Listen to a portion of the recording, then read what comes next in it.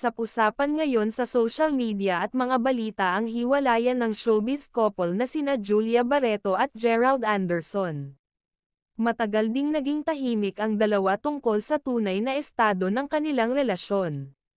Sa kabila ng ilang beses na hindi pag-amin ni Gerald sa mga interview, tila hindi na nila may kakaila ang nangyari. Ayon sa mga ulat, sinusubukan pa raw nilang ayusin ang kanilang relasyon. Ngunit sa huli, napagtanto nilang wala na talaga silang magagawa. Mabigat man sa kanilang kalooban, nagdesisyon silang tapusin na lamang ang kanilang pagsasama. Hindi naging madali para sa kanila ang paghihiwalay.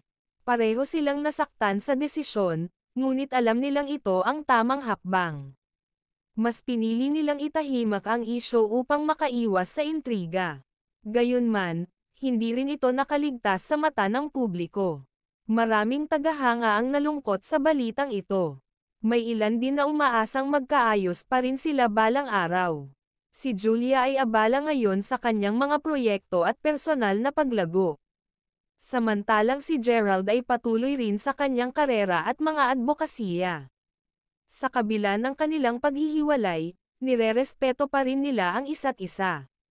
Nananatili pa rin ang paggalang nila sa pinagsamahan nila noon.